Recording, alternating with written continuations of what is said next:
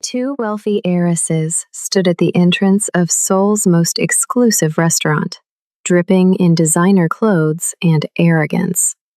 They looked at a beautiful, slender black woman in a simple black dress and laughed. "Oh my God, they're putting the maids at the front entrance now?" Victoria Ashford Chen sneered, her voice loud enough for everyone to hear. "At least give her a proper uniform. She looks like she came from the kitchen." The black woman, Naomi Sinclair, said nothing. Her dark eyes held secrets these girls could never imagine. Secrets about power, about survival, about a world where one wrong word means death. Then the restaurant doors opened. 4 men in black suits emerged, moving like trained killers. And behind them, Park Jin-sung, the Korean Mafia boss whose name makes billionaires sweat, the man who controls half of Asia's criminal underworld. He walked straight to Naomi, and then he bowed. A deep, genuine bow of absolute respect. "Naomi Nim," he said, using the highest Korean honorific. "Forgive my delay." The heiresses went pale, because the woman they had just called a maid was the most powerful mediator in the international crime world. The woman who negotiates peace between cartels. The woman who stops wars before they start. What Naomi did next changed everything. Before we begin this story, comment below where you're watching from and what time it is there. If stories about karma, love, and hidden truths move you, don't forget to subscribe to the channel. The night air in Seoul carried the scent of jasmine and wealth. The Jade Lotus restaurant stood like a temple of excess on the corner of Gangnam's most exclusive street, where reservations required not money, but connections that money could never buy. Behind its ornate doors, deals were made that would never appear in newspapers, agreements sealed that governments would never acknowledge. Naomi Sinclair stood near the side entrance, her slender frame draped in a simple black dress that cost less than the earrings worn by most women who entered this place. Her ebony skin seemed to absorb the golden light spilling from the restaurant's windows. She checked her phone with the calm efficiency of someone accustomed to waiting, though she never waited long. In her world, punctuality was survival. Tardiness was death. She had flown in from Marseille that morning, where she had spent 3 days mediating a territorial dispute between Corsican smugglers and a North African cartel. Before that, Sao Paulo. Before that, Dubai. Her passport told the story of a consultant. Her bank accounts told a different story entirely. But the truth, the real truth, existed only in the memories of men like Park Jin-sung. Men who owed her their empires, their lives, their very breathing. What Naomi Sinclair understood, what she had learned in rooms where one wrong word meant a bullet, was that true power whispered. It never shouted. It never needed to. The Rolls-Royce Ghost pulled up to the main entrance with the graceless ostentation of new money trying to appear old. 2 young women emerged, their laughter cutting through the evening like breaking glass. Victoria Ashford Chen wore white, always white, as if purity could be purchased, along with her Hermes bag. Beside her, Isabel Rothberg giggled nervously, a habit she had developed at boarding school and never shed. Armor against a world she didn't understand but desperately wanted to control. They had been in Seoul for 6 hours. They had already posted 14 Instagram stories. They understood nothing. Victoria's eyes swept across the entrance and landed on Naomi. There was a moment, a single heartbeat, where something else might have happened. Where Victoria might have simply walked past. might have recognized the elegant posture of someone who belonged anywhere she chose to stand. But privilege has a way of narrowing vision, of teaching eyes to see only what confirms what the heart wants to believe. "Oh my God, Isa, look at this," Victoria said in English, her voice pitched loud enough to carry, loud enough to perform. "They're putting the help at the front entrance now?"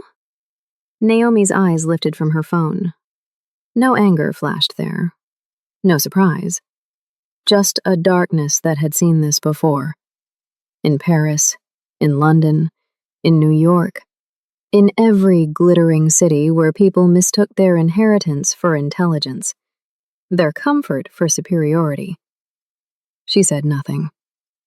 Words, she had learned, were often wasted on those who had never learned to listen.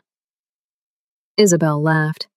That nervous giggle that meant she knew this was wrong but would follow anyway. Would always follow.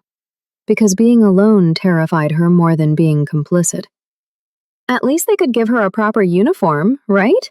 She looks like she just came from the kitchen.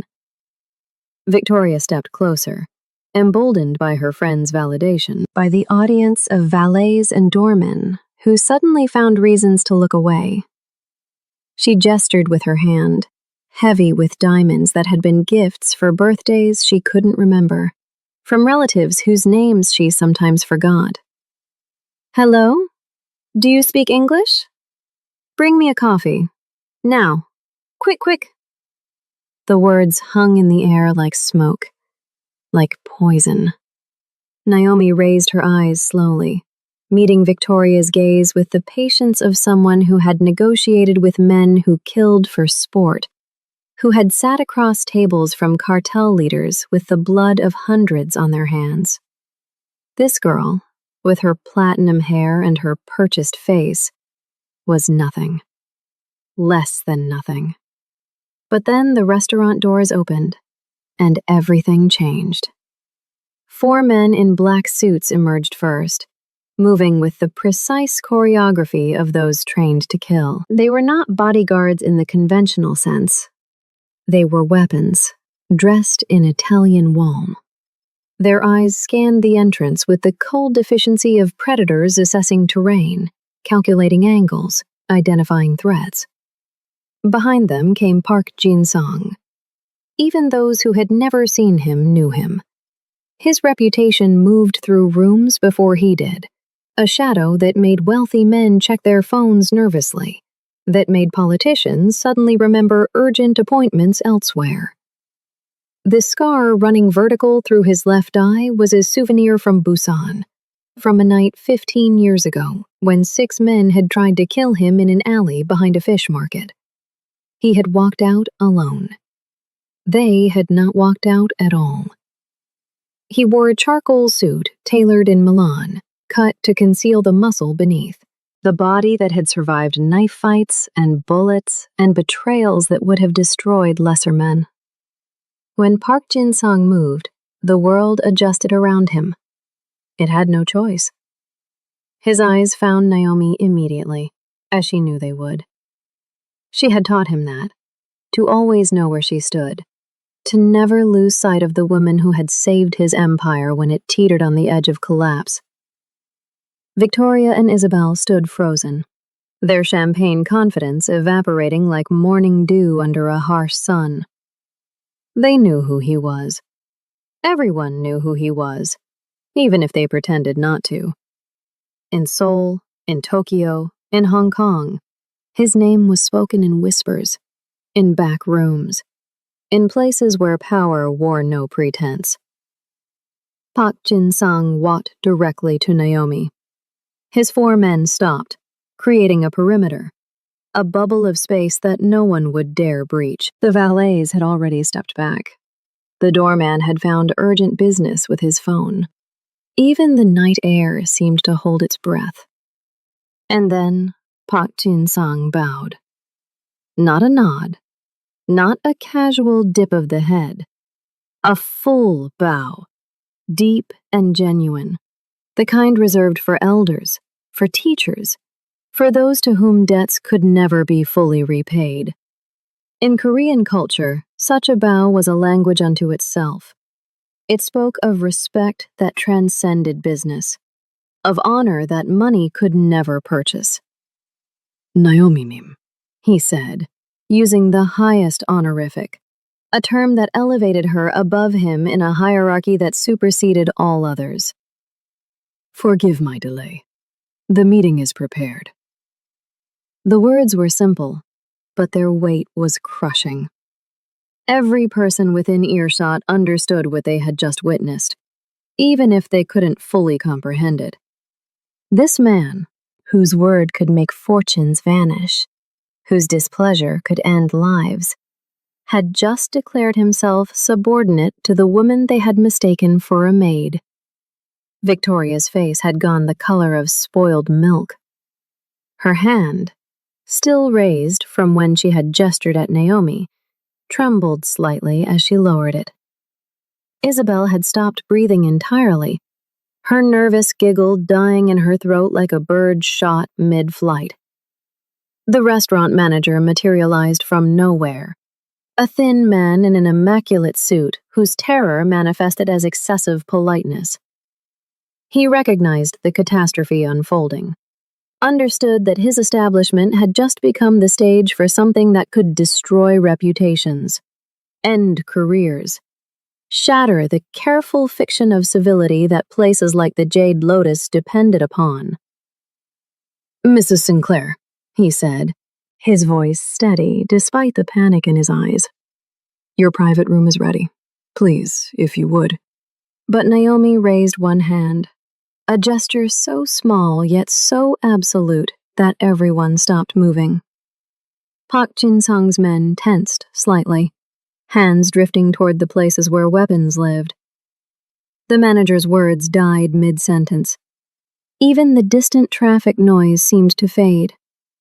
Naomi's eyes moved slowly from Park to Victoria, then to Isabel. There was no anger in that gaze. Anger was heat, emotion, something that could be deflected or dismissed. What lived in Naomi Sinclair's eyes was colder than that. It was judgment. It was assessment. It was the look of someone deciding whether insects were worth crushing or simply stepping over. When she finally spoke, her voice was quiet, almost gentle. That made it worse. "You don't know what you don't know." Victoria's mouth opened, but no sound emerged. Her brain, trained by years of private schools and finishing classes to produce the right words for every social situation, had suddenly gone blank. She had never encountered a situation where her name, her family, her connections meant nothing, where they were in fact liabilities. Pak Jin-sung remained beside Naomi, but his attention had shifted entirely to the two young women. He did not speak. He did not need to. His presence was a statement, his silence a threat more eloquent than any words could be. One of his men shifted slightly, and the movement carried the weight of violence held in check, a tiger behind glass.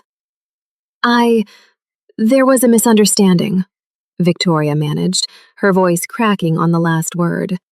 She tried to smile, that practiced expression that had smoothed over countless awkward moments, had turned mistakes into charming anecdotes for dinner parties. "I didn't know you were—" "You didn't know what?" Naomi's voice cut through the excuse like a surgeon's blade, precise and merciless.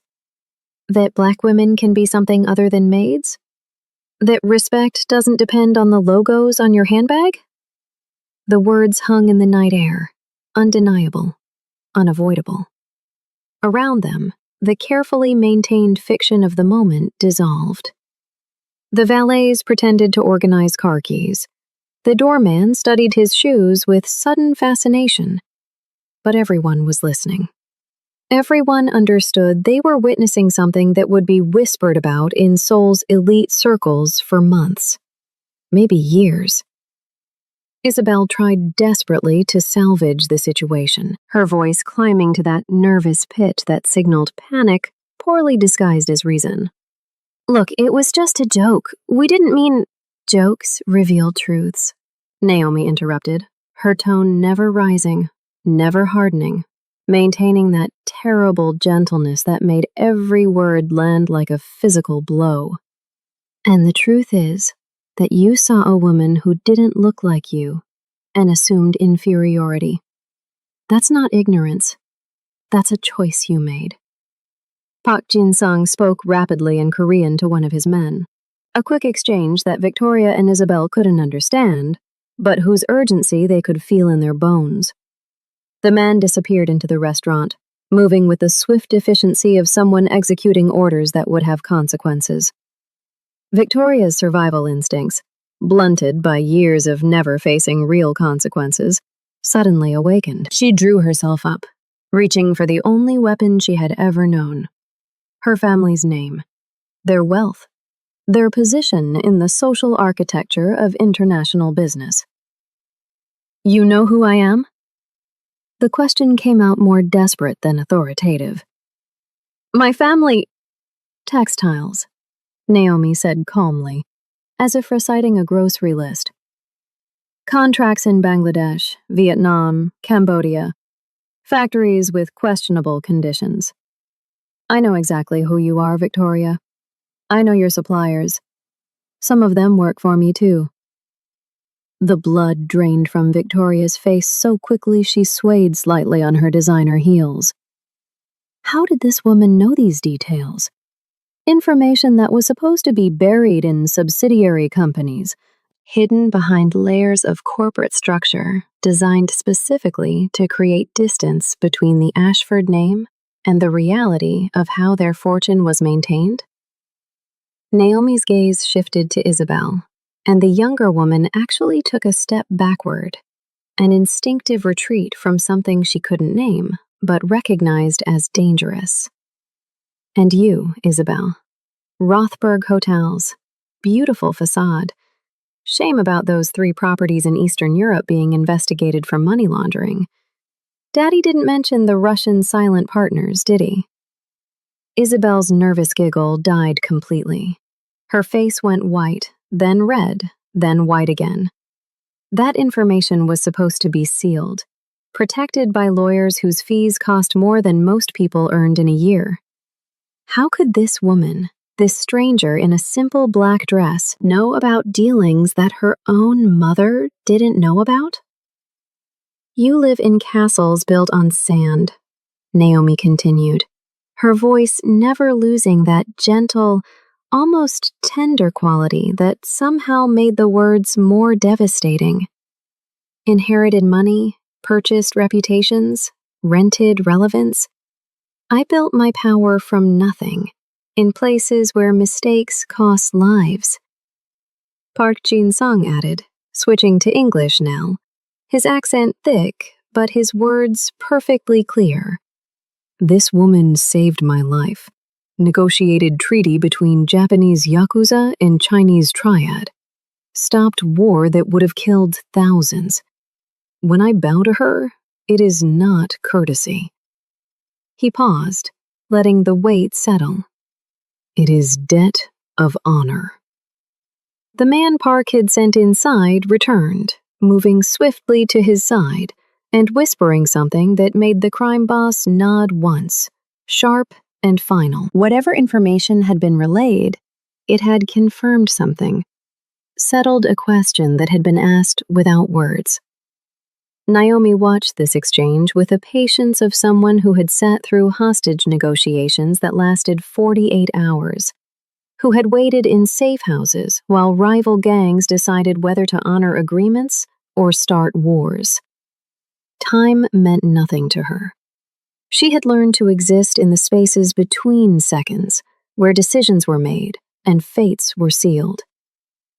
I have a proposal, she said, her eyes locking onto Victoria with the focus of a predator that had chosen its prey. You work for me for 1 month. No cameras, no followers, no last name. Just you, doing what the maids do. Maybe you learn something. Victoria laughed, a sound like breaking china, shrill and desperate. "You're insane! I would never—" Park Jin-sung tilted his head slightly, a movement so small it barely registered, but two of his men stepped forward in perfect synchronization. They did not reach for weapons. They did not speak. They simply existed closer, a reminder that violence was always available, always just one word away from being unleashed. "Or," Naomi continued as if Victoria had not spoken, "I make one phone call. Just one.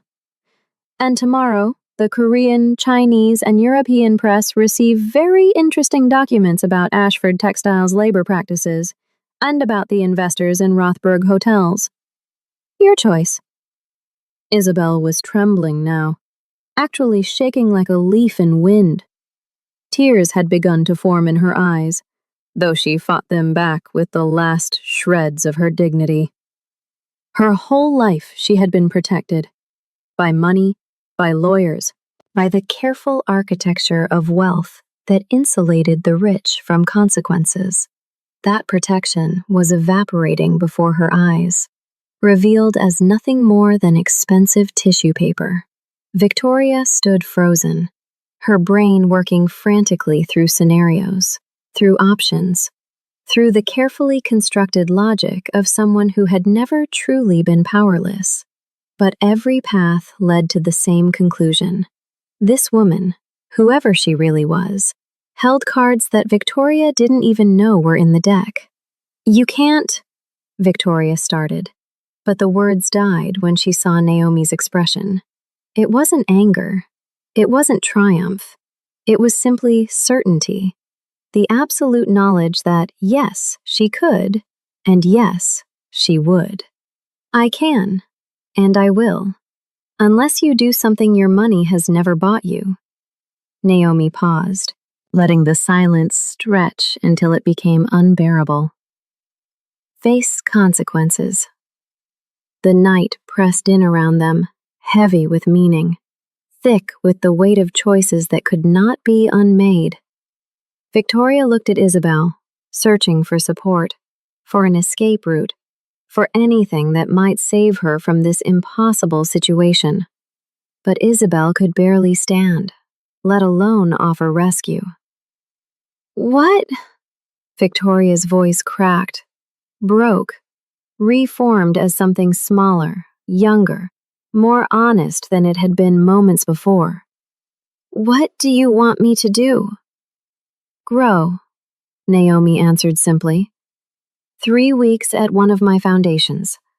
You will work with refugee women, trafficking survivors, people who lost everything. No cameras, no glamour, just humanity.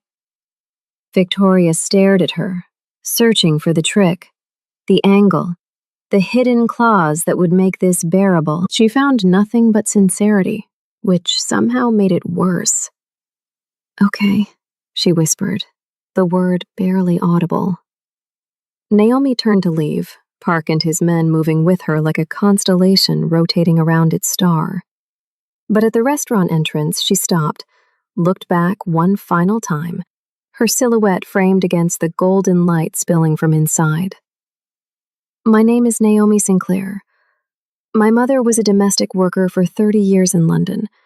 She taught me that dignity doesn't come from inheritance. It comes from how you treat people who can do nothing for you." She paused, letting her words settle like stones dropped into still water.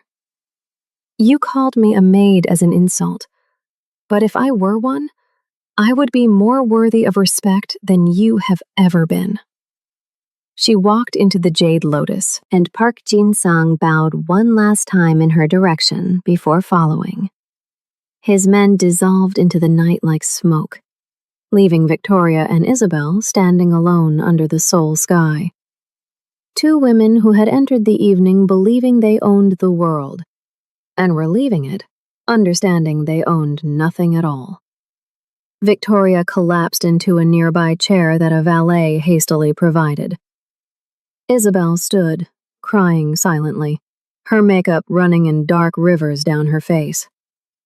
The manager approached, nervous and uncertain. "Ladies, your table is ready." But neither of them moved. Neither of them could. 3 weeks later, a video appeared on Victoria's Instagram. No filters, no production. Just her in a community kitchen, serving food to refugee women and children. Her hands working, her face showing something that might have been the beginning of understanding. The caption was simple. "Learning what really matters. Thank you, Naomi." The comments exploded. Some attacked her. Others began, slowly, to respect her. And somewhere in Seoul, Naomi watched on her phone, a small smile touching her lips before she returned to work. Negotiating peace where others saw only war. Building bridges in a world that preferred walls. If this story moved you, pause for a moment and reflect. Have you ever been judged by your appearance rather than your character? Have you witnessed someone abuse their privilege to humiliate others? And when you discovered the truth about someone you underestimated, did it change how you see the world? Share your experiences and feelings in the comments. We read every single one. And if you believe in stories about dignity, justice, and transformation, don't forget to subscribe to the channel.